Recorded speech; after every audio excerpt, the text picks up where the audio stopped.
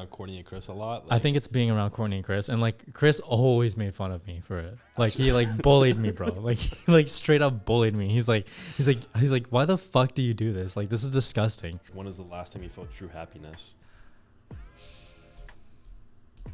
Yeah, I just felt super lost, and I didn't know how to like go throughout my day-to-day life like properly, and I kind of fell in like this deep hole of depression, and it was really shitty. But that was probably what, like 4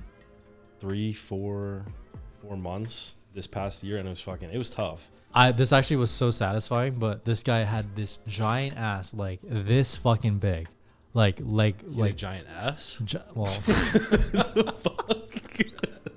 I used to, dude, not a lot of people fucking actually know that I used to like actually like fucking compete. I didn't know. I mean, since you're like right there with him as he's suffering, like preparing for Olympia, do you think you see that and you're like, fuck, like I don't want to do that? Or?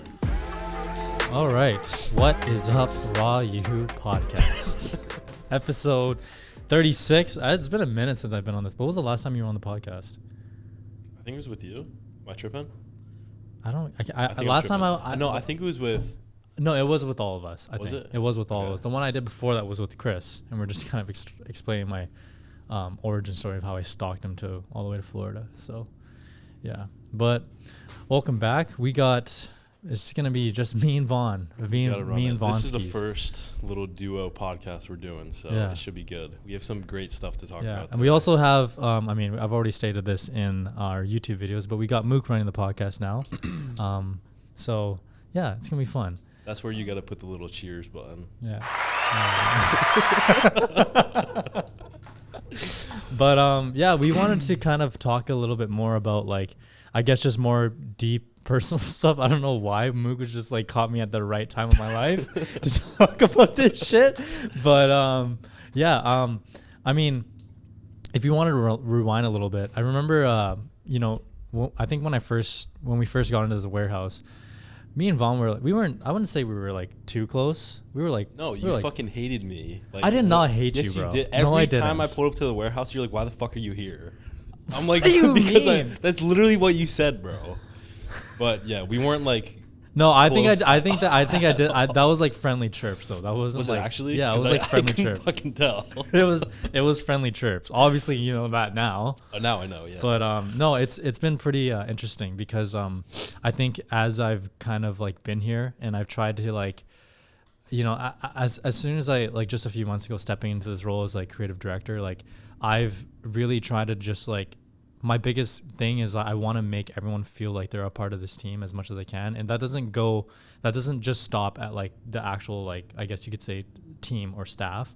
I think that goes far beyond just like, it goes far beyond the people that are actually like attached to this brand, whether if they're like consumers or if they're athletes, you know what I mean? And like, I think a lot of that showed, especially during our event in Orlando. Like I wanted everyone to be like, feel like a part of this team. And I think if I spend a lot of time with you on a day-to-day basis, that relationship starts to grow. I mean, you know me, dude. I'm pretty fucking like, I'm out there. Like I'm wild. Like for sure. Yeah. So, but no, I think one of the best things about you though is like, you do select your people like, very like precisely, but when you do, you're like all in with it. So yeah, I am. I'm very much all in. But I think what was it? I think we ran like a chest workout or something, and then we just started training. I think it was because what was that? That was definitely like around when we were in the new warehouse, and then we started running workouts. I stopped doing Olympic lifting because that shit was hurting my fucking knees. And then we started training again, and then I think that's what like your transition into like more bodybuilding style training. Yeah. And then I was like, oh fuck, like he can actually push himself. And yeah. I was like, I mean, I used to, dude. Not a lot of people fucking actually know that I used to like actually like fucking compete. I didn't know. I mean, I don't think I'm ever gonna fucking do it again. But I mean, fucking bro gets a little bit of, Hey, so once your test gets back up, we'll see where you're at. You'll probably get the itch for it again, dude. Yeah, I don't think I'll get the itch for it. I think with Hani helping me out with like my health stuff, like obviously when I competed, like I had used PEDs and like that shit just like fucking like I think literally like fuck bro, like a year after that, 2 years after that, I just like my fucking hormones were just tanked, dude. Like, did you feel like trash? I felt like trash. Like Yeah. it was so weird because like, Wait, since you felt like trash, do you think just over time you got used to that like shitty feeling? dude, it or has is to that be. I just, mean, like, your normal I mean, now? I mean, you saw my blood work. Like, my test was at like fucking 300, which is disgustingly low, bro. Like, what the fuck is that? I mean, you are old as fuck. I'm not. Yeah. Old as fuck. Yeah. I just turned 27. Like, literally, what was it? 5 days ago. So it's. Jesus Christ, bro. Every time I say that, I actually like I fucking like I feel like wrinkles are like coming across my face. But yeah, so I just turned 27 and I had competed literally like 7 years ago. It was like exactly 7 when you were 20? Yeah, I think it was 20 or 21. Shit. And Is that the first ever time competing? that was my first ever time competing. Like first and only. First and only, yeah. Okay. And then I did well. Like I won overall and shit, which is like I was like happy. You looked insane. I know. I looked good, but like not a lot of people know that like I was 153 on stage. At this stage shots, it literally looks like you're like 200 just fucking diesel. It's crazy. Yeah. But no, like I definitely like I get the itch to like be at that like I guess like physique, but it's not like I like, oh my God, I can't wait to get on stage. Like even like I mean, I guess living vicariously through Chris, I don't like have the itch for it. You know what I mean? Because like I've seen him do it for the past almost 5 years now, and like Yeah. I don't like have the itch to be on stage because like if I go on stage, I immediately compare myself to him, and I'm like I'm never gonna fucking be him. No, I mean like you know like it's just like I'm his behind the scenes guy. You know what I mean? So like Yeah, for me to have this fucking ego and be like, oh, I'm gonna go fucking compete on Olympia is like that's shut the fuck up. Like relax, you know? Do you think it's like since you're like right there with him as he's suffering, like preparing for Olympia, do you think you see that and you're like, fuck, like I don't want to do that? Or It's different because like the way that Chris kind of like I guess he doesn't suffer from a standpoint of like I think like when it comes to diet or training, I think a lot of it is like a mental fortitude that you have to build because like when you become a champion like especially 4 times like you're not concerned about the diet or the training because you already know you have that shit on lock. It's more so of like the mental fortitude that you have to build, and I think that's something that he is constantly working on every day because like that's ultimately what like separates you from being like a winner to like an actual like repeating champion, in my opinion. I'm probably ripping up exactly what he's saying right now. I don't even know, but like I think he that actually posted that on his story, like probably some shit like that. But I definitely don't have like an itch to. I do want to be in a really good shape because like I mean I already told you this before. Like fucking like the past, I think it was like 2-3 years of my life, like bro, my diet was so dog shit, dude. Like so dog shit. It was bad, bro. Like did you ever see the first video of me when I came down to Stewart and like I pulled up in the Bronco? Actually, were you moved down there? I was in office when you pulled up to the office in the Bronco. Yeah. I was like, oh fuck, this is. And I had the U-Haul, right? Yeah. Yeah. I like, pulled holy up, shit, bro. I guy. watched that video, Mook. If you can go back to that first video and show my face, I was, bro. You know the tighter, the next level raw shirt that's like it's like it hugs around the arm. Yeah. Bro, like my gut was spilling out at the bottom. It was disgusting. Did you have a super chubby face? Yeah, I did, dude. Like it was so gross, bro. Like I looked at myself and I got disgusted. And that's because, bro, I would wake literally like because I came down there. I had drove down with my ex and like my diet on the road was so bad, bro. Like it was gas station food. Like we didn't. That's how it is when you road trip, though. Yeah, and like I tried to be somewhat like civil in the morning, but like, bro, I was eating Best Western breakfasts. You know, like powdered fucking eggs and shit.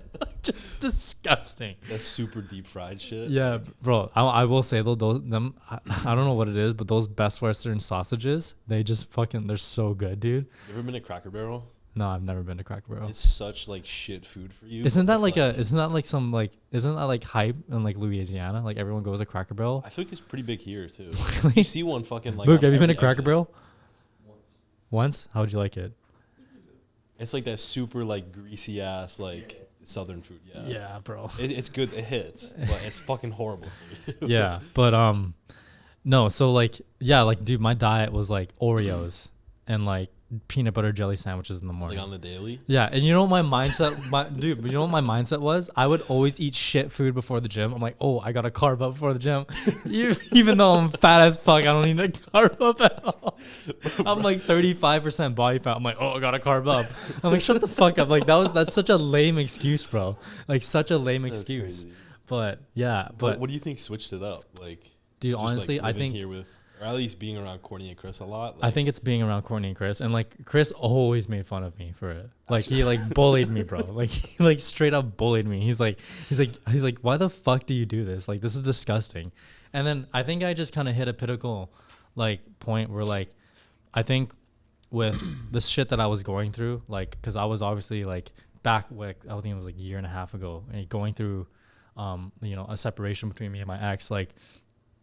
I had to like kind of reflect a lot and like kind of like prioritize things that that should be important. And one of the things I never prioritize was my health, and I prioritize a lot on my work. Yeah. Because like obviously like, you know, the first year and a bit being down in Florida, like I wanted to like put my best foot forward. So like, what did I do? I would stay up late at night. Like, dude, I would like, I don't even edit at night now. Like I used to edit till like 3 a.m.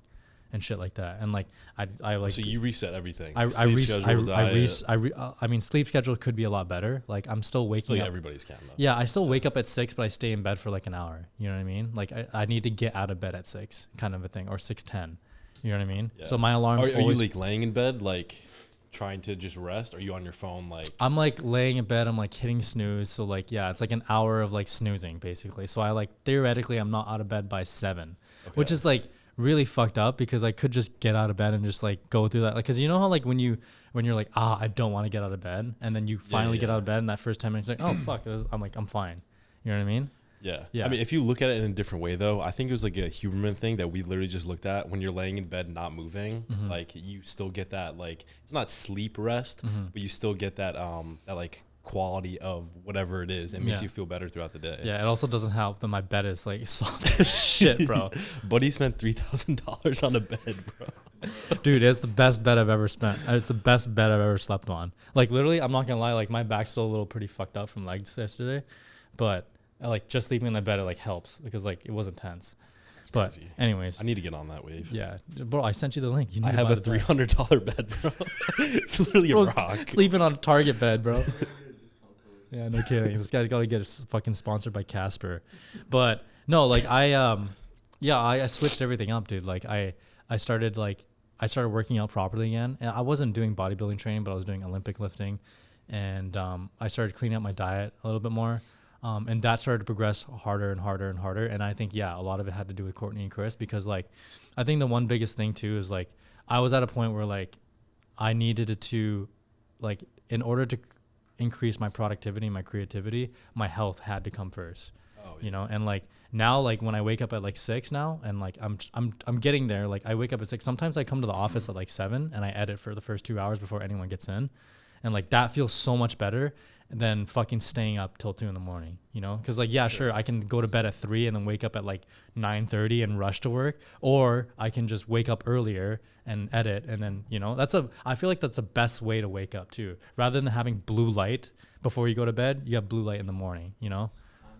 Sense. And when you wake up early like that, you feel accomplished like throughout the rest of the day too. You're like, fuck yeah, like I already hammered that this morning. Like honestly, we'll just keep going with it. Are you like so like with you, do you try to like, are you more like embedded with like trying to have a routine, or is it like, what's honestly, I'm trying to get back on like a more strict routine, because like I was on this wave where like I would wake up, have my coffee, go outside for like a little morning walk, do my cardio, then come to the office. And like I've kind of slacked away from that, just because like obviously like everybody kind of falls off with certain things, but I want to pick that routine back up. And okay, so like if you were to lay out a perfect routine from like literally, so what's your perfect like time to wake up? Like 6? So probably like I'll go like 7. Okay. But I'm still trying to figure out whether it's best for me to have coffee or caffeine like as soon as I wake up, or wait that 90 minutes like you were talking about. But it's different though, because you can either go your route, wait 90 minutes and not crash throughout the day, or you could hit that like super high cortisol level, and you feel good throughout the day. You might crash, or you will crash, but that I don't know, your level of dopamine is like high, and you kind of like just ride that out. Shout out to Andrew Huberman for providing the facts. But I don't know, ideal. I'll probably just wake up 7 o'clock, do my cardio, come back, have a meal, have my coffee, come here.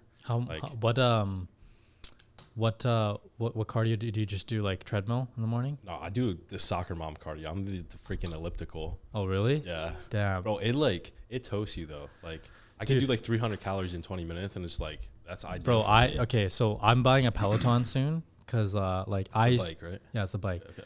But like it was just I think it was 2 days ago. I was just like I was in a different headspace. Like I was kind of like trying to find some solitude because of just stuff that I was going through, and like I hit the spin bike, bro, and like I think I spanned for like 20 minutes, and like I did like a proper like what a spin class would be, because like I've actually can officially say now I've rode over 100 classes of like spin. Yeah, I've rode over 100 classes. Really? I swear to God, bro. Hold on. I mean, I think it's on my thing. Oh shit, I gotta download. Were you ever like heavily into cycling? Because like, bro, my brother was like, he was like a cyclist. He had the fucking like, what do you like, road cycling or just bike, like road cycling? No, I've never road cycled. Oh, but bro, this motherfucker had like gigantic legs. Like he didn't even go to the gym. Like he would cycle, but his legs were fucking dude. tree It's just like think about it. Like if you're cycling and you're going up and down terrain, like fucking like works all of your legs, bro. Yeah. All of your legs. But yeah, no, when I started spinning and stuff like that, there's like I don't know what it is, man. It's just like there's like a very euphoric feeling, because like when you spin, you ride to the beat, and then it just like I don't know what I can't even explain. So what you go along with the music? Kinda? You going along with the music, and it feels really good if you have like the right songs. Like it just fucking. Is it like the thing where you have the screen? It's like the trainer like putting you through it, and she's like. Well, you can do that on Peloton, but like I usually ride to my own songs. Like I have a playlist. Like my friend Jamie from back home, she was the instructor at the spin studio that I went to. And she sent me like 2 or 3 playlists, and I'm like, I just fucking hit it out.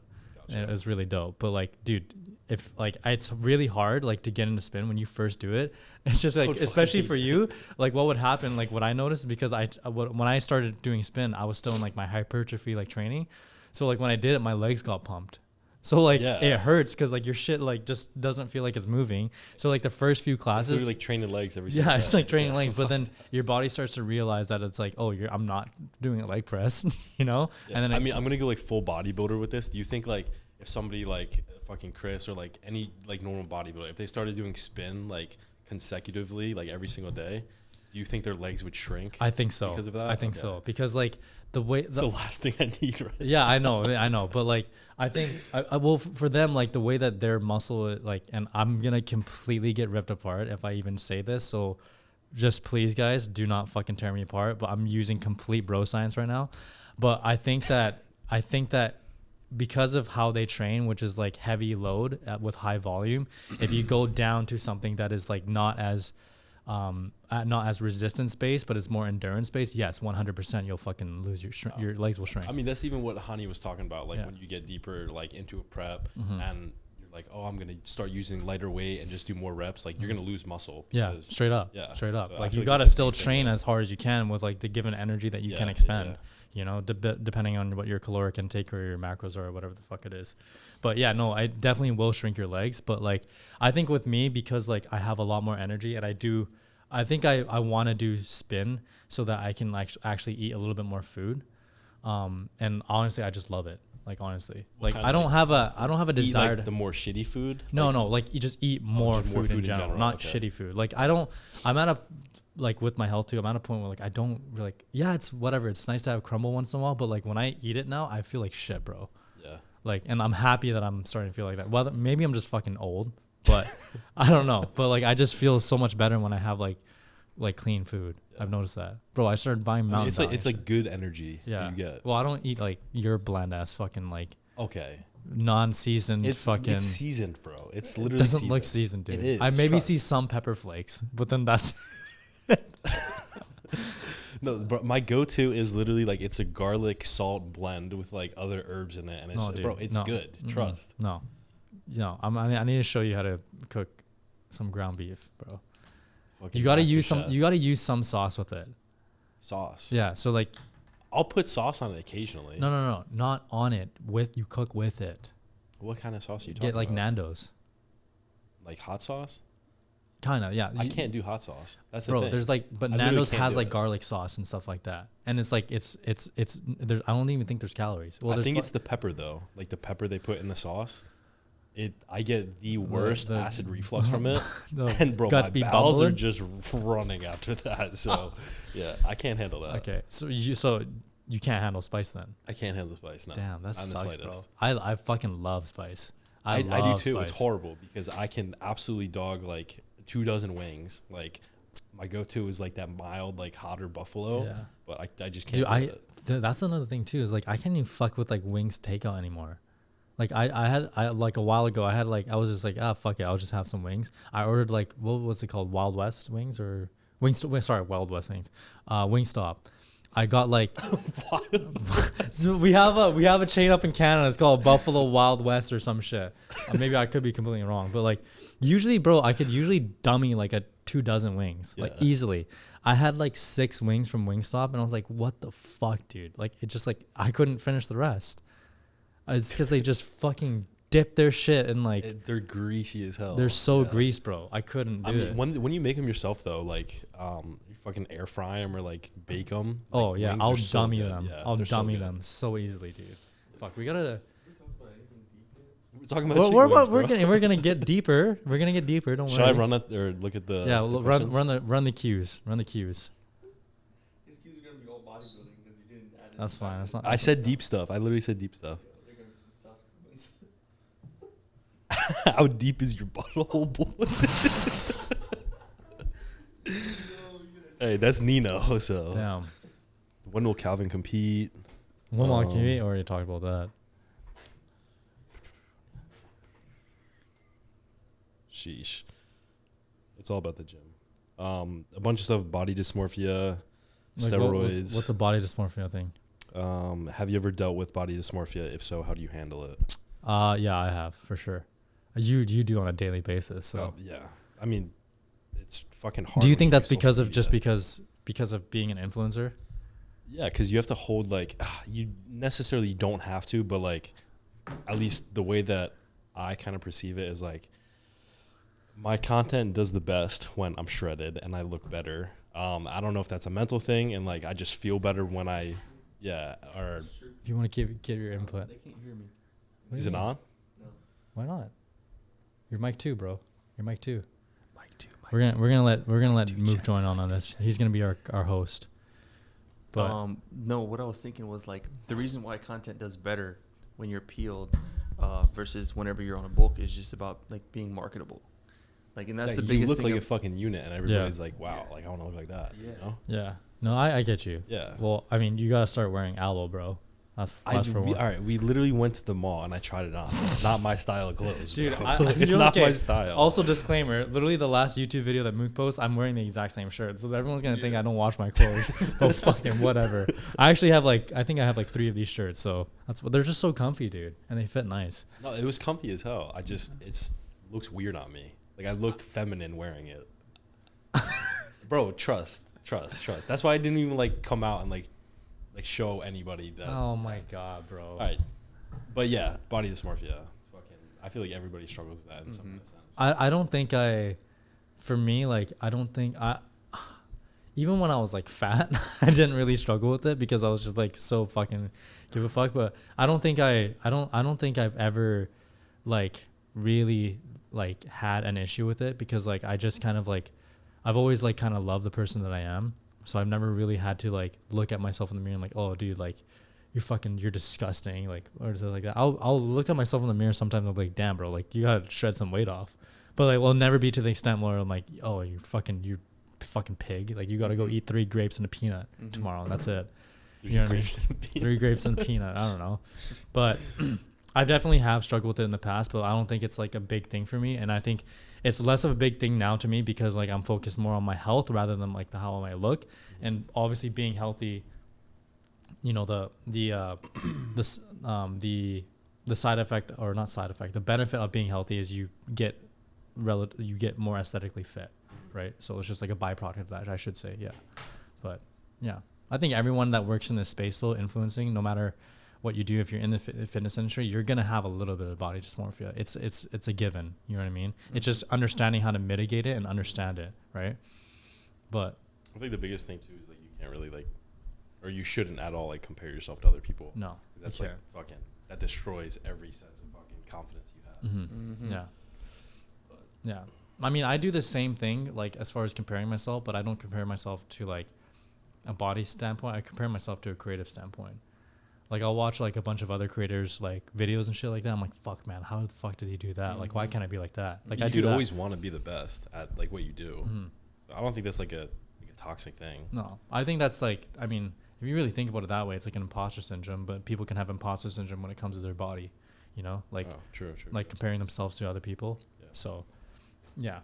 I mean, the best thing, honestly, man, is just to like, it's going to sound so fucking lame, but like literally like looking within yourself and like being okay with like, okay, this is what I was given. This is the body that I have. If I want to change it, I can make the change. Right. But like, I don't think social media has, dude, it's, I mean, I'm sure there's been so many podcasts that talk about it, but social media doesn't make it any easier. So I find that like, even with myself too, man, like, especially when I'm going through something, I try to stay off my phone a little bit more because dude, your phone can like, it can just fucking make you feel so many different types of ways throughout the day. Like it's crazy, dude. Like I even today, like I caught myself like first thing I did was like scrolling through my phone. I'm like, fuck, I need to stop doing that, dude. It's bad. It's so bad, bro. Cause like even like with like how like I guess like politically driven our world is now, when you watch like some podcasts about like one side interviewing the other side and like you see like them having conversations, like I mean when Chris Williamson was down here, like he was saying that like he's like, I watch some of these podcasts and like just feel bad, bro. I'm like the same way. It's like you see these outlooks on like these people that are like not very like so insecure with themselves, and it makes you feel upset because like these people like literally wake up on a day-to-day basis and like have this ideology of like how life should be, and they don't like see other perspectives of life, and it like fucking is sad, dude. It's like super sad. So I try not to like involve myself too much in it anymore, and I just try to like be like, work is like my grounded, this is where I stay grounded, is work. And I think that's such a rarity nowadays, is to like find contentment in like what you do, and just rather than constantly trying to like get like a dopamine kick from your phone or like validation from your phone and shit like that. You know, that was something I've even struggled with that a little bit. Because like I always catch myself, even at the gym sometimes, like in between a set, yeah, dude, I get locked into my phone. Yeah. And it's like I'm scrolling for like a minute. I'm like, fuck, like, yeah, I gotta put this down and actually train. Yeah. But a perfect question for this actual topic. What was the hardest thing you went through in the past year? And I feel like you have a great response to that. And I'm gonna let you kick that off. Jeez, hardest thing I've been through this year, like start of 2023. I guess so, yeah. Or in the past 365 days. I don't know exactly what they meant by the question, but okay, you can take it how you want to take it. Damn, bro. I mean, like, I'll be completely honest. Like this. I mean, we're getting to the end of June, but this month of June has definitely been probably one of my hardest months I've had to go through. But I think that at the start of this year, you know, I had to accept the fact that like moving down here from Florida, because I spent 25 years of my life in back home from Vancouver, BC, and like making the change to come down here was like a fucking shell shock. Like it was a lot, bro. Like, cause like I picked up all my shit, took everything out of my savings account to like make this move happen. I came down with, you know, my ex, which that didn't work out. So when he got down here, it was literally like not even 6 months after we got down here, we split. You know, there was that grieving process that I had to go through. Chris's prep was starting. You know, I was getting put into a role of like somewhat leadership at the point. And, you know, I was just like, I felt like that year, it felt like for me, it was like, just like, I felt like I was hanging on by threads, honestly. Like it was a pretty tough year for me. And then even into this year, like, you know, I wanted to make the change, like, okay, like, dude, like, you got to focus on yourself. You got to like be healthier. You got to be dialed in with your routine. You got to like stay mentally, like try to like reinforce your mind and like fortify your mind. And, you know, I think things happen and life happens, you know, a lot of them for me have been relationships. And, you know, like I always try to like, my biggest thing, and I was talking to you about this last night, and like one of the biggest things that I've done, which has been the fault, is like trying to anticipate and mitigate the future. And the more that I did that, the more that and I had to actually talk to you about this when we got sushi, but like the more that I ever tried to do that, like the life and like the universe is like so ironic, whereas like you try to like prevent something from happening and it just happens. It's like That's exactly what we were talking about at the gym. It's like Murphy's Law, bro. Whatever bad can happen will happen, you know? And like, I don't know if that's exactly how Murphy's Law. Kind of like the movie Tenet. Yeah.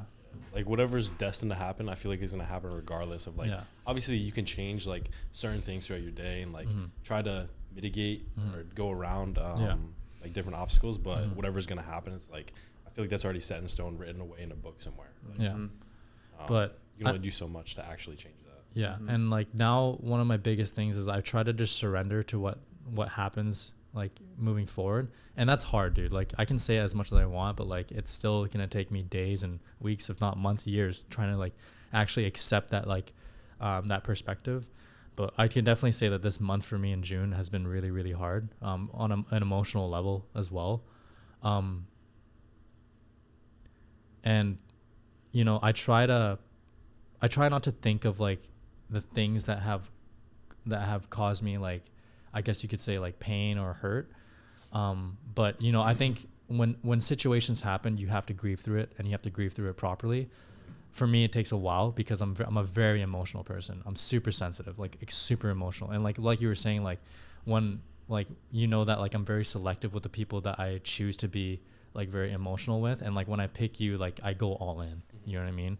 And it takes a while. Like when you invest a lot of effort into something or someone, it takes a lot out of you. And it's like you kind of have to almost in a way like refill back up like your peace and your solitude. And that takes a while for me because I give so much. But like I also do that because like I want people to see the best side of me, and I want them to know that this is the person that I am, right? And I never like live in this place of like, oh, I did it and like I'm regretting it. I never regret anything I do. If I live in regret, then I'm going to live in resentment, and I don't want to do that.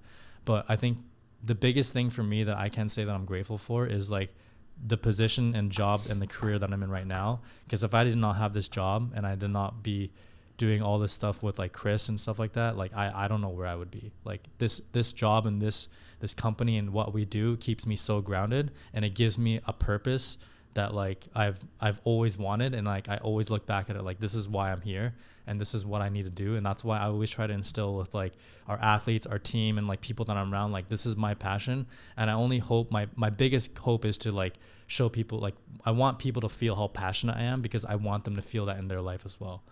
Because I think that is what, whether if your passion or whether if your purpose is driven from family, from career, or just anything outside of that, like to have some type of a purpose in something and be passionate about it is the most important thing, because that's what ultimately carries you out through life. You know what I mean? So I always try to remember that. And, you know, obviously life is going to suck. Things that you try to have or people that you want to be in your life, sometimes they don't, and that's okay. But to live in resentment and like regret that or be like, oh, because of this, that, it's never the case, right? Like life happens for you and you just have to kind of move on with it, man. And like, you know, like I think you have to also look back at it, like the times that hurt you, it's like it's trying to teach you something, you know, as cliche as it sounds. But I don't think it's cliche at all. Like, yeah. When you go through shit, I feel like that's the best way to learn. Like learn something. What was the hardest thing that you had to kind of for this past year? This past year? I feel like yours is probably pretty similar to mine. For the most part, I mean, there was like a big period of time where I felt like almost like lost, in the sense where like I knew what like I was like supposed to do, what I was like going through. It was kind of just like I feel like a huge part of that was also like the body dysmorphia thing, because I was in a point where like I felt like shit, I looked like shit, and it was just like I really didn't know how to like move around the whole social media realm, because I wasn't like comfortable like posting, that kind of thing, which is like obviously like a fucking first world problem. Yeah. But like, yeah, I just felt super lost, and I didn't know how to like go throughout my day-to-day life like properly, and I kind of fell in like this deep hole of depression, and it was really shitty. But I remember you going through it because I could was definitely tough, notice yeah. there was a shift in your persona. yeah, but that was probably what, like 4 months this past year, and it was tough. But once I got out of it, it was like I don't know. I was finally able to see like the sun again, and like I wasn't trapped in that fucking hole. Yeah.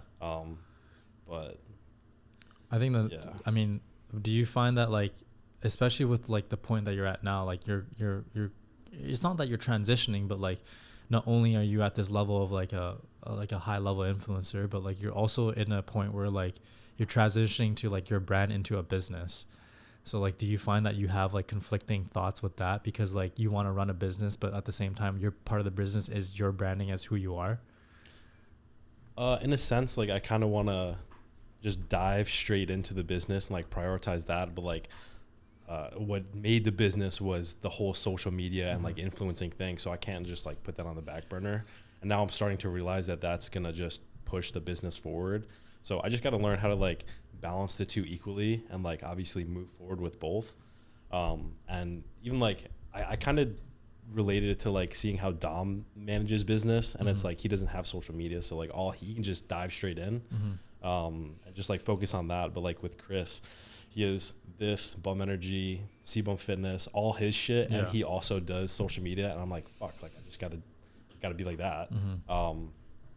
So if somebody's doing it, I could do it too. But yeah, it's just like I'm trying to learn how to balance all this shit. But yeah, there was definitely a point where I was just like gung ho about the business, and I was like, put that the social media to the side. But we're back making videos and shit again. So yeah, thanks to Mook. Yeah. What did you do to kind of get out of the funk that you were, the hole or funk or depression that you were going through? What steps did you take, and how long did it take you to kind of slowly get out of it? I think throughout the period, I kind of like isolated myself, and like I was with my ex at the time, and I kind of just found all of my like comfort and that kind of thing like within her. We split up, and I actually like I was always a person who was like more to myself, and like I really didn't hang around too many people. But we have a great group of people here, and like we started going to fucking like Top Golf and like bowling, shit like that. And literally just that exposure to other people and like having that social setting helps so much. It helps so much. It helps so much because I think literally just that pulled me out of whatever I was like in, and I was able to like perceive the world in like a different light. I don't know if it's in the sense like that I felt that love from other people rather than just like one person. I didn't feel alone like in that moment. But yeah, just that social setting, it's like it's different. I 100%. I mean, even like obviously with you, like recently, like the past few weeks, like I've been hanging out with you a lot, and like I've been hanging out with Chris, and dude, it helps so much, man. Because like I think what you're going through, like whatever you go through, talking about it, like I have also been seeing my therapist a little bit more too. Like I think I see him like twice or 3 times a month now, which is like that's actually a lot. Usually you only go like once or maybe twice. If you need like, it, if you need it, you need it, you know. Just take advantage of it. But I find that like when you, I mean, at the end of the day, like us as human beings, like the thing that we rely on the most is human connection.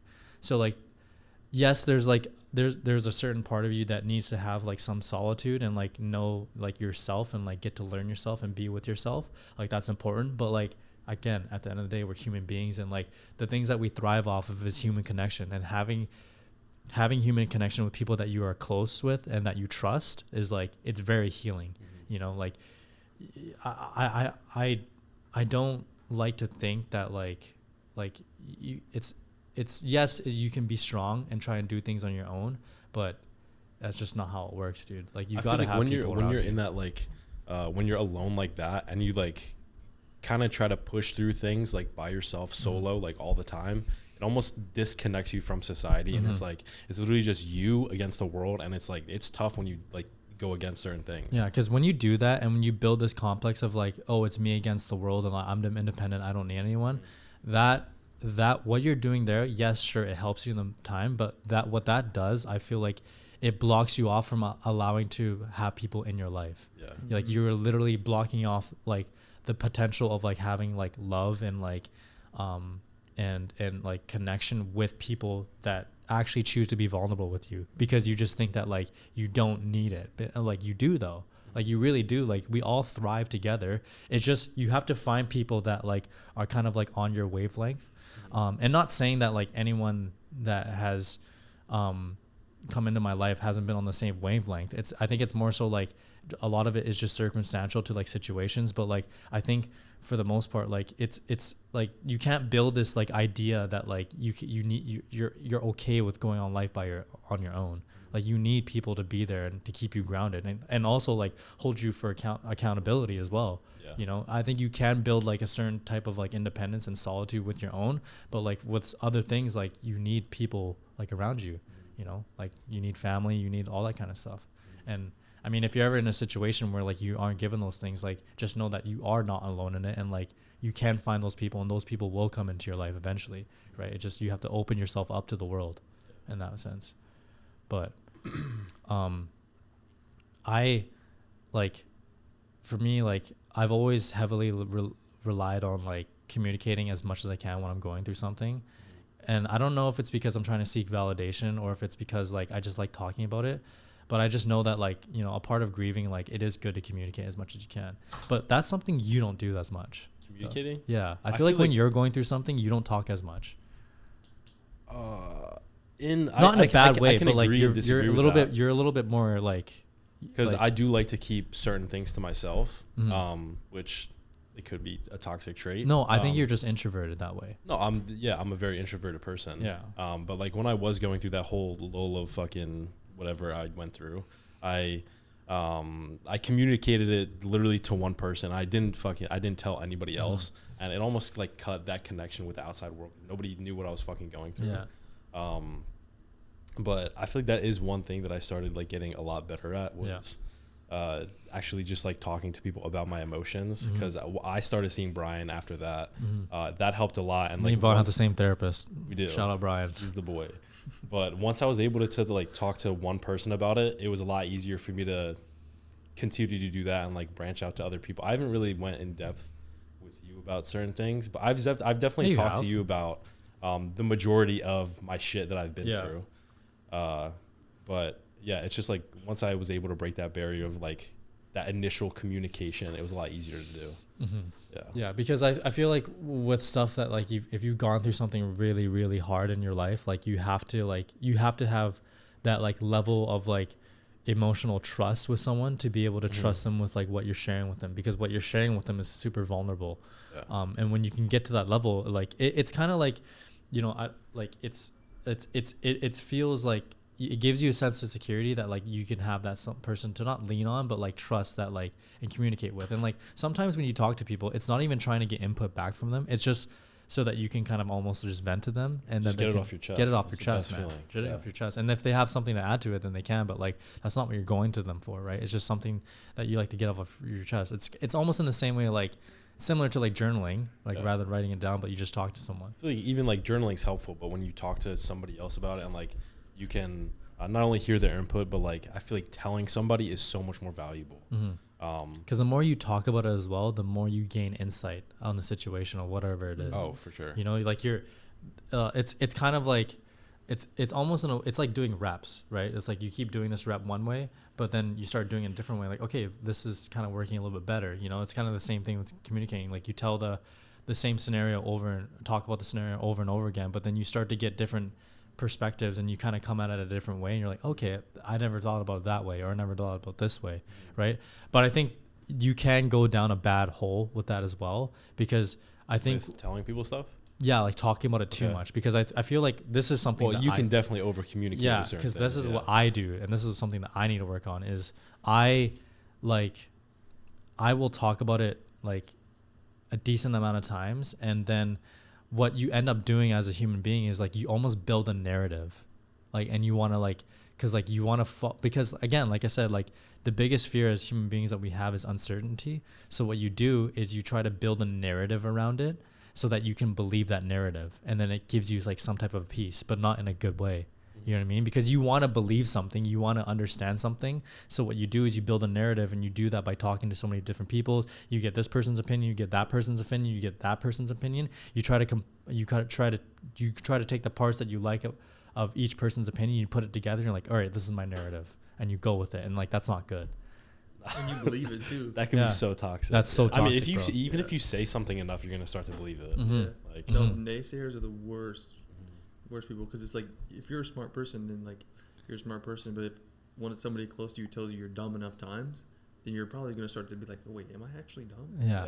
So like naysayers are like Straight up, dude. Straight especially up. when it comes to like relationships. and Straight stuff up. Like that. Yeah. yeah. That's why it's good to just like, yeah, you should have those people that are close to you to talk to you about it, but like never accept never accept exactly what they're saying is what is to be true, right? Like you just have to go with it. Like just go with it. And that's the hardest part, is like living in that uncertainty, because it's fucking terrifying, bro. Yeah, It's you just like gotta accept it, it's though. like when you place a fucking large PO for Vaughn Street, and you're just like, fuck, like I don't know if this is gonna sell or some shit like that. Yeah. You're just like, you're so fucking like you want to talk. All you want to do is talk to John West, Rikio. You want to talk to Vitamin Shop, all these different like, hey, like, are you guys gonna actually? Because like I'm trying to get the numbers, all the shit like that, and you're just fucking like scrambling. You're just like, fuck, I don't know, I don't know if this is gonna fucking sell. But like you try to reassure yourself as much as you can, and that's what you end up doing when it comes to like situations. You're like, hey, what do you think about this situation? What do you think about that? What do you think of that? I'm like, okay, well, this person said that person said that, so like this is what's gonna happen. I'm going with it. And then you just gotta ride the wave and like let whatever happens happen. Just stick to the You can't facts. fucking control it. you gotta fucking surrender, bro. Just wave the white flag. No more red flags, just white flags. White flags, White flags only. Beige We're gonna flags. start that. Beige flags? beige flags. It's like not a red flag, but it's not a green flag. It's like right in the middle. What's a beige flag? It's like right in the middle between a red flag and a green flag. Which is like, so caution? I guess Like somewhat. approach slowly, or like what's Just Wait, like let's look up a analyze beige it a flag. little harder. Let's look up like- a beige flag real quick. but if you analyze it too hard. Girls been posting them all. Like, on But if you analyze That's it why- too, that's if why you I saw analyze it, it yeah. too much, then it's a red flag. I guess. Then you're the red flag. All right, so fuck the beige flag. We're going white flag. Well, straight No, white We're flag, not bro. trying to surrender though. That's a, No, it's not surrendering. It's surrendering to what's happening. I'm how using this about flag differently. accept what's happening. Okay, white green flag. White green flag. White green flag. Like the mint flag. Mid flag. Like a checkered flag. Checkered Is that the flag. beige flag? No, this beige flag is so funny. It goes. My boyfriend's beige flag is that he sets timers instead of alarms. It's midnight and he needs to wake up at 6. He goes set a 6-hour timer.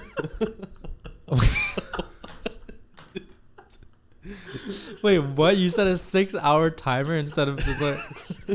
That's nah, bro. That's different. That's no flag. What the fuck? What do you, why is that? Bro, has 1.3 million likes.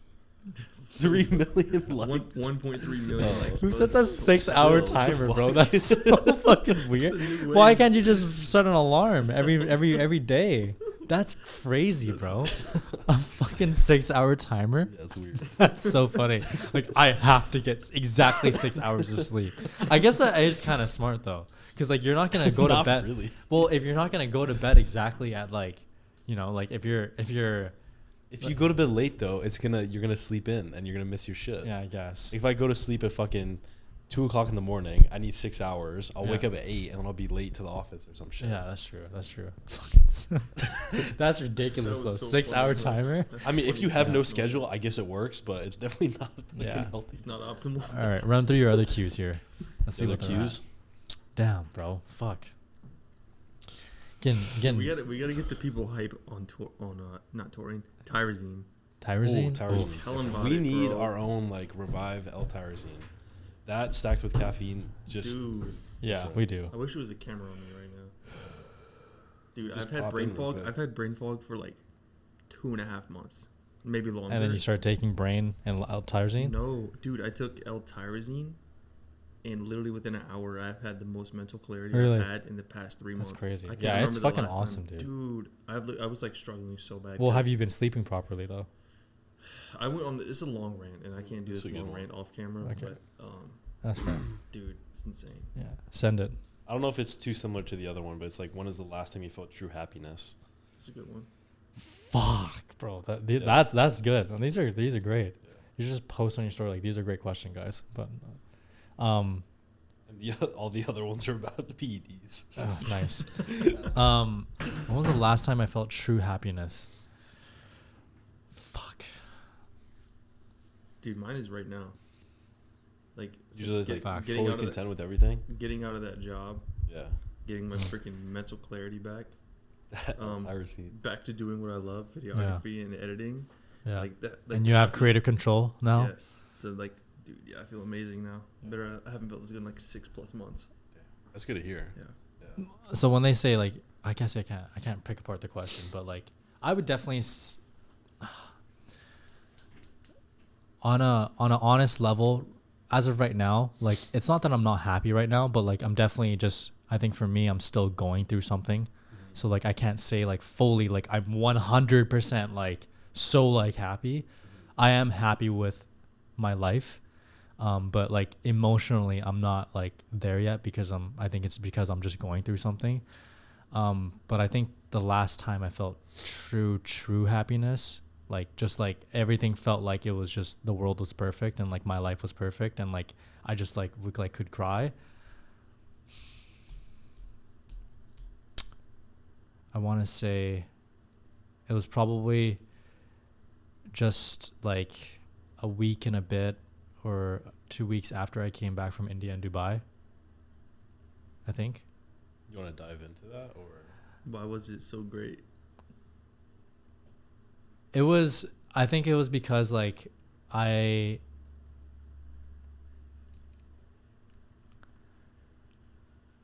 was at a point in my life where like I was very content with like the relationships and everything that I had, and you know that was also at a point where you know I was transitioning into this role as creative director and everything just felt right. Like it felt like bro, it just I could just like, especially that day that I had, because I had you know taken a few days off to spend some time, and like it almost felt like it felt like I was living in bliss, dude. Like I don't know if you remember the exact dates, but it was definitely right after my Dubai. I think it was like exactly like 10 days after after Dubai and India. But like I felt like it was full bliss. And you know obviously things changed. But I know that eventually I will get to that point, but I don't want to say like I want that to be like every fucking day of my life, because I don't think there's beauty in life when you have fucking days like that all the time. I think that, you know, it's kind of like the same thing with Andrew Huberman was talking about, like to have like a dopaminergic like system as far as like trying to achieve dopamine rather than like easy access to it. It makes you like having a challenge to achieve like a dopamine rush is the reward of doing it is like satisfying on its own. And like I feel like the same thing kind of applies to life, is like, you know, of course you look forward to those days and like those having those like days that you're fully happy, but like you can't have every day be like so 100% full circle and happy, because then it starts to like water it down and like you don't appreciate. So like I think having those challenges in life and going through something very difficult allows you to enjoy those days like 120% more. Mm-hmm. And that's how we grow as people. That's how you grow as people. Life can't be beautiful if you don't go through some shit, bro. Mm-hmm. It cannot be, you know. But yeah, I would say that. And I think, you know, I think also you have to be at a really good spot. And I'm not at this point at all as far as myself, but like, I think trying to also like enjoy the process of like growing and going through like I guess a hard period in your life, like looking like stepping back and like looking like, all right, this is the hard part of my life that I need to go through. And I need to understand that the process of this, I need to enjoy it, because you know, when I get to the end point, there is a light at the end of the tunnel, you know, and just trying to remember that, you know, maybe not so enjoy that process, but remember that there is like light at the end of the tunnel, and there is going to be a better outcome. Anytime you get back up, you'll get back way up. You'll go back up way harder, you know, and that's something you always need to remind yourself. What are you most proud of, like of yourself throughout the hardship that you went through, like what makes you the most proud of about yourself and how you handle the situations? That every time that I've gone out of something, I've become a better person and a more empathetic person and a more loving person. My main philosophy, I guess, like in my life, is I always try to leave the world in a better place than you found it, and that's something that my dad taught me. Is leave the world in a better place than you found it. And I think the thing that I'm most proud of is no matter what shit that I fucking go through, I'm always the same person, and if not, I become an even more better representation of the person that I am, which is loving, caring, charismatic, and like always trying to like instill people that like to be passionate about what you do. I think that's what I'm the most proud of, is not changing who I am, if not becoming a stronger version of that, and like giving that more to people. Yeah. I think that's the best way to be, though, because if you go into each new relationship and give each new relationship 100% of your effort, and someday, one day, the relationship goes south for whatever reason, then you have that closure, knowing that you gave the relationship 100% the whole time. So you really don't have any regrets at all. Yeah. So I think that's the best way to be. Yeah. The biggest and I can definitely tell you that way. Yeah. 100%. The biggest killer of like someone's personality is living in resentment, dude. It will fucking tear you down, and it will literally just like it makes you like like why would you ever want to like walk around this earth and be like a bitter person about a situation like that? That's just not a way to live, you know. And I think when you can accept that, like when you can accept that and you can move forward and just try to be as empathetic as the person as possible, I think that's the best way to go about life, right? Because again, that allows you to like accept love and affection and whatever the case may be from other people, friendships, relationships, family, brothers, sisters, all that kind of stuff, you know. But it's hard to get to that point, right? It is hard. It takes work. Yeah, it takes a lot. Going through shit to get to that point. Yeah.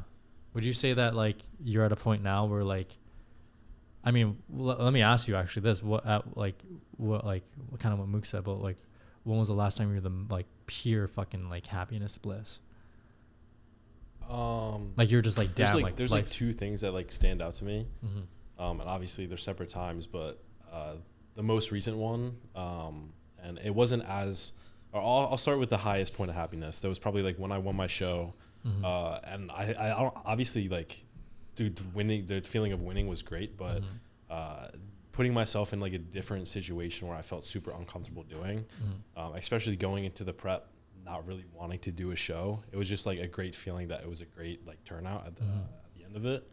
That was probably like one of the best days of my life, to be honest. But like recently, I think like going through the whole, it was like a 10-month branding process, creating Vaughn Streets, finally hitting the launch day and like seeing how great that it went. Like we sold out in fucking 5 minutes. And you were stressed out. I was stressing so hard, but like, I don't know. That was just like, I'm still kind of riding that wave because we're fucking still cranking it out. So I'm still like at that level of happiness, obviously not as high. Yeah.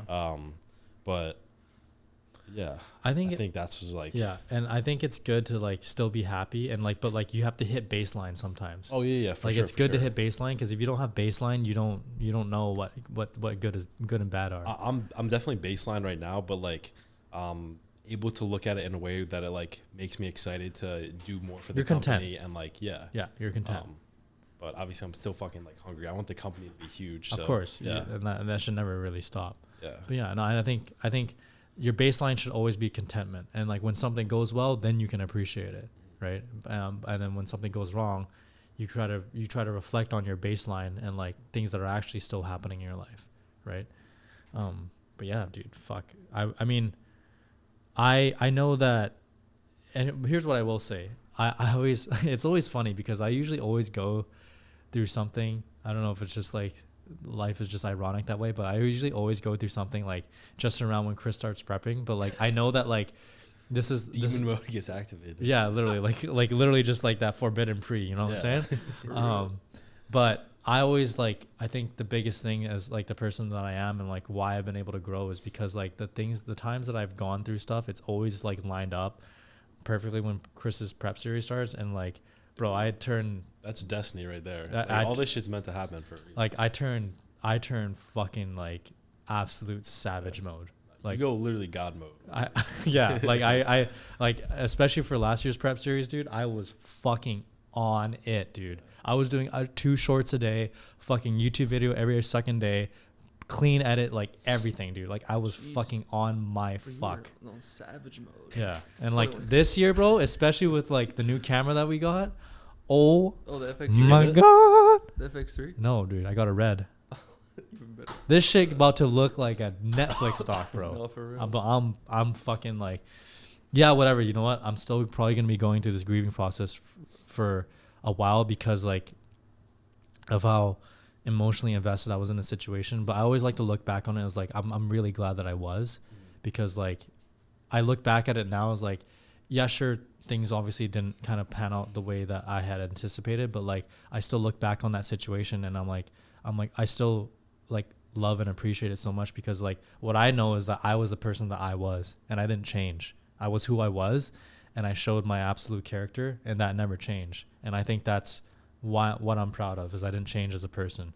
And now moving forward is like I still try to instill that, but now I just have to like direct that and like now invest my emotional self and mental self to Chris, because Chris is arguably the reason why I'm sitting in this chair today, you know, and I can always appreciate that.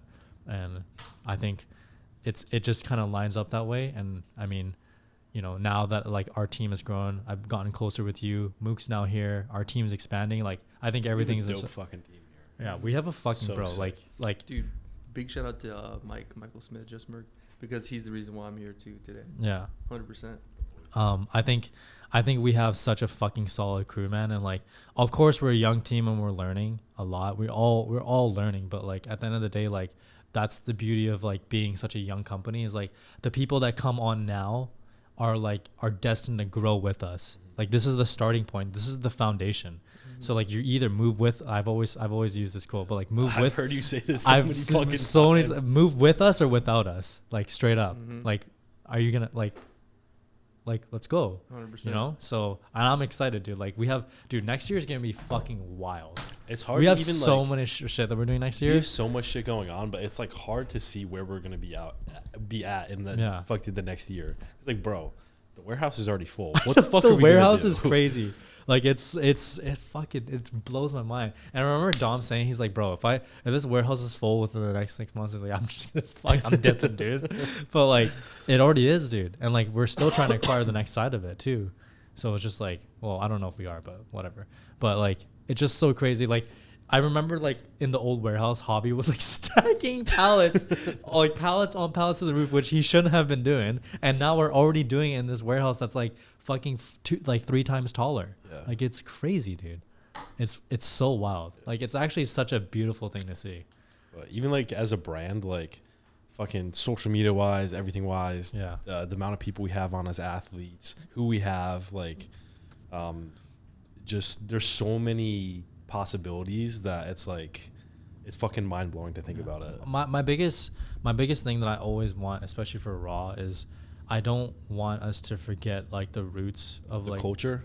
Yeah, the culture. Yeah. Like I don't think we will. No, I don't. I know we won't. But like obviously, when like a lot of more as a team grows, like it's trying to instill that with every team member. Like this is our root. Like this is what we stand by, Yeah. and like this is like it cannot change. Well, this core company or the core people we have working, like Yeah. everybody in the office right now, like just going forward, we have to make sure that they put that into the next person that comes in. And I know for a fact too, like I feel like that's easy to do Yeah. that because we're just the people that we are, like here. Yeah, I agree, and I know that for a fact. Like Dom, Matt, and Chris, like if any other corporation that wants to work with us tries to defer us, they'll just send them the middle finger. You know what I mean? Because they don't want to deter from the fact of who we are and what we represent, which is being your raw, authentic self. We actually finally have a mission statement. I think we just gotta like actually work on it now. But that's the part about that's the other cool a huge 6-page brand deck. Yeah, it's massive, bro. So big. Shout out to Carrie to building that. But I think we're like we're almost like working backwards as a company. Oh, for You know sure. what I mean? But it's like like all of our companies are working backwards. it's pretty funny.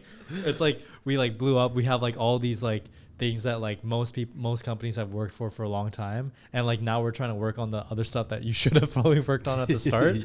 But I think I think that puts us in a way better position. Oh yeah, For sure. So I'm happy with everything, man. I can't really complain about my life. Like I'm really excited for all these trips that we're gonna be going on too. yeah. You're coming to Tennessee, right? I'm going to Tennessee. Tennessee, and then you're coming to Alpha Land? We'll be there. Vaughn Streets will be present at both events, so I have to attend. You don't want to come to that wedding in BC with me? I do not want to go. No? Damn. Okay. All right. You got any other cues? How long's the pod? Is this? I feel like this has been over We're an at hour. An hour and Oh, 10. really? Yeah. Holy shit. That's crazy. We'll run one more question. One more Pick a good one, though. Pick a really juicy one. a juice one. Like little juice. Juice. I have like 4 good questions I just searched up if you can't find any. Oh, my back, bro. Vaughn fucked my back. Yo, yesterday. yo, Yo, hold jeez. up. Hell, dude. Hold up. I'm just saying my back hurts a lot from leg day yesterday. Bro, the That's pause better. after he said That's back. better. Yeah, I was like, what the hell? Damn. I wonder if this is gonna get a lot of views. Probably I'm, not. I'm putting that in the intro.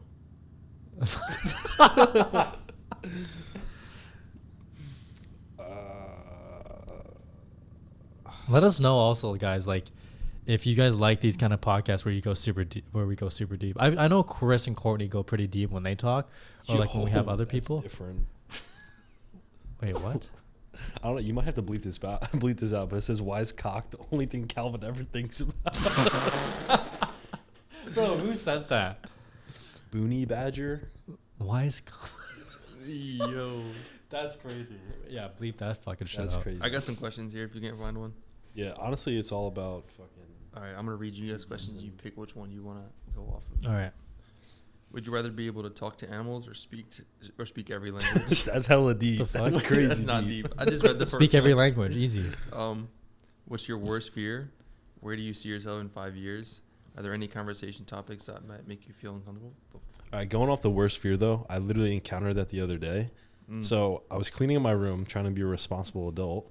I picked a shirt off the ground, shook it out, like I was going to fold it. This big ass spider, bro, the biggest spider I've seen inside like a fucking house. Like how big? It was huge. Like Kind give of me give me a like, visual I took my- demonstration like this. I took my no, it was probably like fucking like that. Oh shit! But I took my Theragun and I hit it and it started fucking crawling away.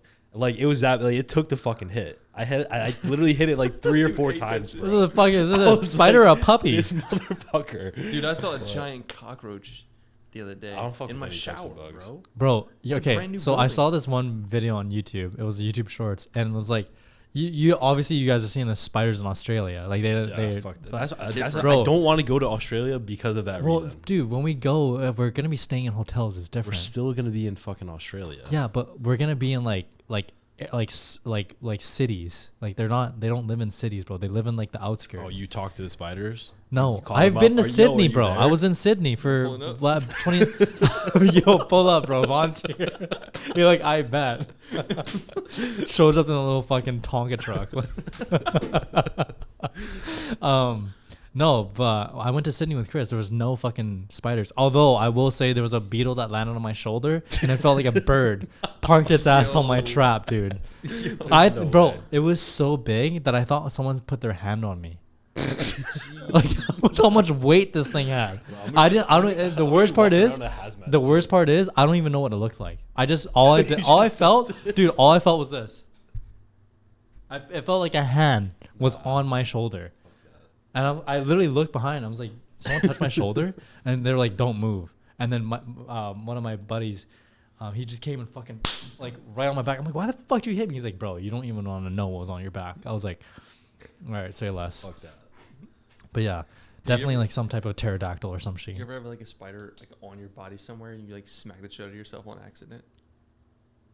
I smacked the shit out of myself on purpose. Well, you like hit yourself like hard and you Oh, like yeah. and you like hurt yourself like on accident.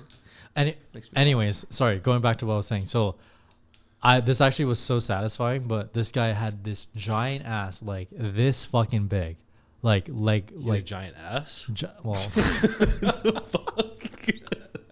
See, bro, this guy just pulls out all this shit. You literally said it. I didn't finish my sentence. He had this giant ass spider. There you go. Why do you I pause literally just so Bro, leave the out fact that I did keywords. the fact that I did this, and like this guy had this giant ass. Fuck, bro. Damn. Okay. Shit. It was this fucking massive spider, and dude literally pulls out a fucking I think it was like a 22 caliber, and he fucking explodes, dude. Just explodes. I was like, oh my god, that's so satisfying. I don't need That's some like Florida shit right there. dude. That's I'd crazy. fucking. That's fun. I mean, obviously with like little Go spiders, around like, shooting spiders. dude. I mean, Over in Australia, you like hunt spiders. bro, I'm sorry, but like some of those spiders, you can't just hit with like a little fucking stick. No shit, bro. If it's that big. You gotta like I don't wanna go exterminate near that. with like Fuck extreme like extreme like danger. But yeah, anyways, yeah, my biggest fear, like, okay, are we talking about like from a life aspect or just like anything physical or? It does not say just anything probably. What's your biggest fear? There's 2 more questions too. What's your favorite childhood memory, or in what ways do you self-sabotage? Oh, fuck. Self-sabotage is a good one because I see self-sabotage happen often to other people. So what was the question about self-sabotage again? In what How- ways do have you I- self-sabotage? In what ways do I self-sabotage? I feel like right now, I'm at a point where like I've put up these huge walls where it kind of prevents certain people to enter my life, and almost in a sense, I feel like it's not allowing the good people in. So I feel like that's a huge self-sabotage right there. Am I right? Or Yeah, I mean that 'cause definitely could be. I'm preventing those good people to come in my life. Yeah, but you're And getting. it's just like I don't know. I don't know how to like work around that though. I mean, you're getting better at it. That's for sure. Yeah. But I think when you go through a lot of stuff in life, like it's gonna automatically like you're gonna have this subconscious like act of like trying to throw up walls because in your mind you're trying to protect yourself, right? You're trying to protect your heart, right? And I think it's good to have like barriers now. I think that's why boundaries are very important. Like, okay, like, you know, it's not trying to be like so protective of like yourself, but like that's where boundaries come into play, right? Like having those boundaries of like things that are like acceptable and not acceptable for like either a relationship or a friendship. That's where it comes into play because that's in its own way of like mitigating itself without mitigating. You're like you having to mitigate it. Mm-hmm. You know what I mean? Like it's like, okay, what is like one thing that is a boundary for you? One thing that's a boundary for you is like them immediately talking about fucking their hit list of how many people they've slept with or some shit like that. I don't know. Sheesh. Or like Bro, them speaking- like bro, them speaking on them that, talking like- or like sorry, them talking bad about other people within the first month of knowing them. Yeah. You know what I mean? Like that's Yeah. a boundary that like sorry, like you can't do that. It means you're just like not a good person. Yeah. You know what I mean? Stuff like that. Like when once they hit those boundaries, then you kind of know like, all right, like this is kind of like where you're at in your life, and like that's just something that I don't really align with right now. Mm-hmm. So like you're like, it's not saying that you get rid of them, but like you kind of have a place for them. Like, all right, that's kind of like, you know, that's what you're going through. So I'm just gonna put you in this kind of like place, like in my life. I don't want to say like you categorize your people, but like you almost in a sense like Yeah. You know what I mean? Yeah, exactly. It's just like it's just the best way for your like I feel like your own mental sanity is to like you know where people's place in your life is. Yeah. You know what I mean? It's like putting them in those places allow you to kind of move forward with like people that you do want to invite to like that level of like emotional vulnerability. You know what I mean? I think one way that I self-sabotage is, and I've done this a lot in the past and maybe I even still do it now, but I always, I definitely I overextend myself for people because I just want what's best for them. But sometimes I don't typically think about myself. But like it's weird because in a way that like when I see someone else happy, it fills my cup.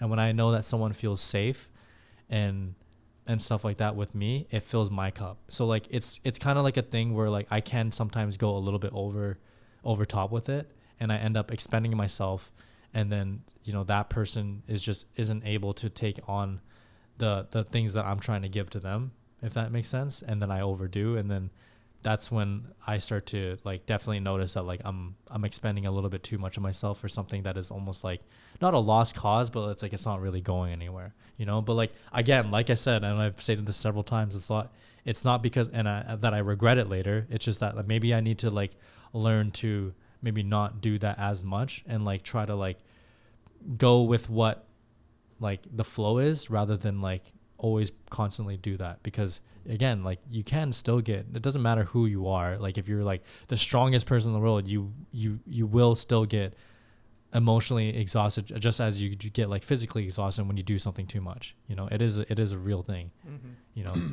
But yeah, that's I guess something that I've learned, and I've realized I need to kind of like set boundaries in place for that as well, for myself personally, not for other people. But yeah. Satisfied with that? Mm-hmm. What was the other one?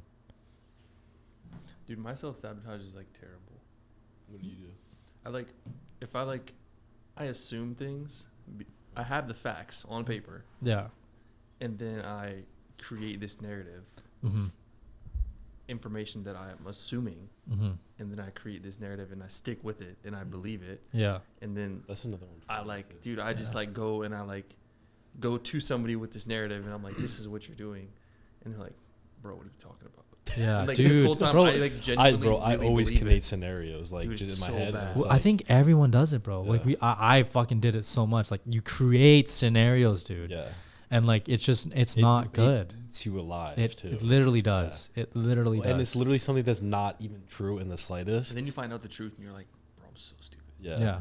Oh, it's so bad. Yeah. I've been trying to like really like stick to like the facts, the basics, like what's Yeah. actually happening right now. Mm-hmm. Okay, let me just stick with this until I actually find out like the full truth of like what's actually happening before I legitimately drive myself insane. And here's the thing, it doesn't help when like you think something is happening and then it does happen, because you're like, oh, I was fucking right this whole entire time. Like that's not good, because then it makes you try to think that like what you're feeling is to be true. Your but intuition. like it's just you're like, oh, my intuition was right. Like, man, I like there's a very fine line between intuition and then just like literally like just a like pure assumption based off of like your toxic trait of like assuming the worst case scenario.